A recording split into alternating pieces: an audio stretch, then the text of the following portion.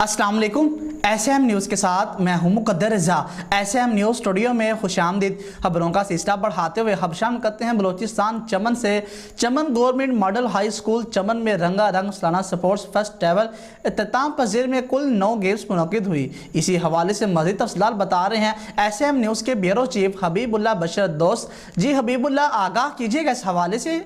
जी बिल्कुल। Government model high school चमन में रंगारंग सालाना फेस्टिवल इख्तिताम पजीर फेस्टिवल में कुल 9 गेम्स मुनक़िद हुए, जिसमें स्लो साइकिलिंग, सेब गेम, 100 मीटर रेस, बोरी दौड़, 3 टांग दौड़, म्यूजिकल चेयर, फ्रेस्बी, क्रिकेट और फुटबॉल की गेम शामिल थे। इस मौका पर principal government model high school doctor Abdul Samad साहब ने मीडिया से बातचीत करते हुए कहा कि जिस्मानी तालीम और मुख्तलिफ किस्म के खेल तलबा की ज़हनी और जिस्मानी नशोनमा के लिए बेहद ज़रूरी हैं।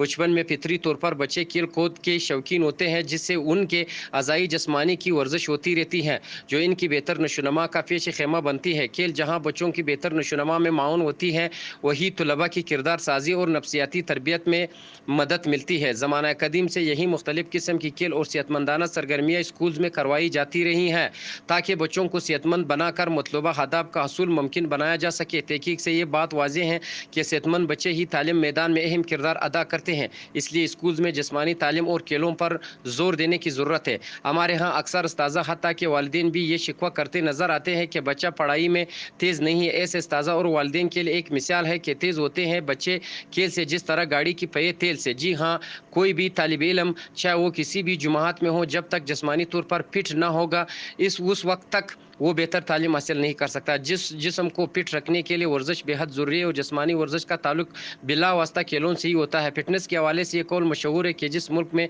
खेल के मैदान आबाद हो तो उनमें अस्पताल वीरान होंगे, और जिस मुल्क के खेल के मैदान वीरान हो तो उनके अस्पताल आबाद होंगे। यही वजह है कि किसी भी माशरे में एकेडमिक एजुकेशन की तरह फिजिकल एजुकेशन के कलीदी किरदार को भी तस्लीम किया जाता है। जी बहुत शुक्रिया हबीबुल्लाह तफसीलात से आगाह करने के लिए। अब तक के लिए इतना ही। मजीद खबरों के लिए देखते रहिए SM न्यूज़।